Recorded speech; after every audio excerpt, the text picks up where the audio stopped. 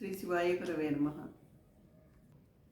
బాలయోగేశ్వర భగవాన్ మీ కృపా కటాక్షాలతో నేను మీ గురించి ఒక సన్నివేశం జరిగింది చెప్తున్నాను. మీరు చెప్పిస్తున్నారు, నేను చెప్తున్నాను. ఒక రోజున ఒక భక్తుడు మహిమాగడ్కి వస్తాడు. రోజు ఆయన మహిమాగడ్కి వచ్చి గురువుగారిని దర్శనం చేసుకుంటూ ఉంటారు. ఇలా దర్శనం చేసుకుంటూ ఓ రోజు అతనికి ఆ భక్తుడు కనిపించింది. భగవాన్, నేను ఈరోజు రాత్రికి మీ దగ్గరే పడుకుంటాను అని చెప్పి అడుగుతాడు.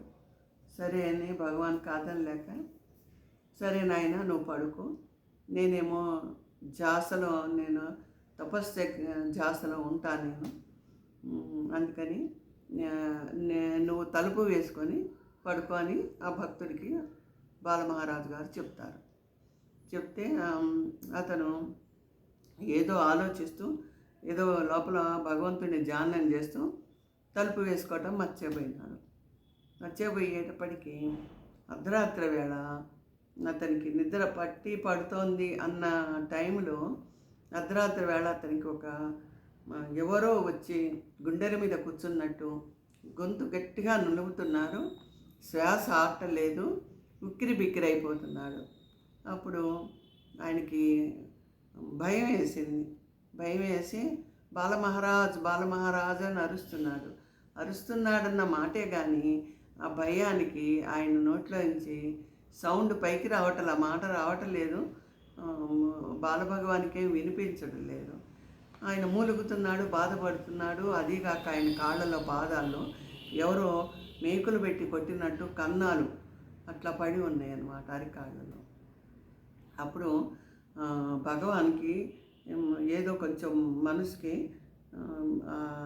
అనిపించింది, ఆ భక్తుడు ఏదో బాధపడుతున్నాడు అన్నట్టు అనిపించి భగవాన్ ఇంతలోకి అక్కడికి వస్తారు.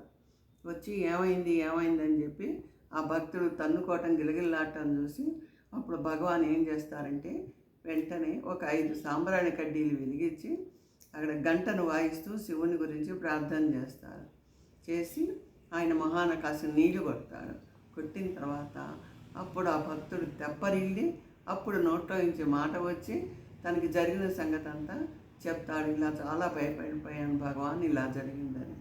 మరి నేను చెప్పాను కదా నీకు తలుపేసుకోమని, నువ్వు ఎందుకు అలాంటి పొరపాటు చేశావు అని చెప్పి భగవాన్ అడుగుతారు.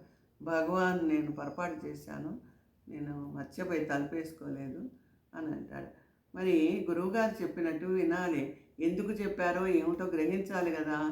గ్రహించకపోతే ఇదిగో ఇలాగే కష్టాలు వస్తాయి అని చెప్పేసి ఆ భక్తునికి గురువుగారు చెప్తారు.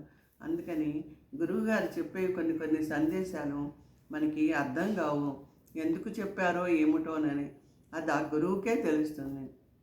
అందుకని అంకితమైన భక్తుడు ఎప్పుడు గురువు ఆజ్ఞ దాటకూడదు, ఆయన ఎలా చెప్తే అలా నడుచుకోవాలన్నమాట.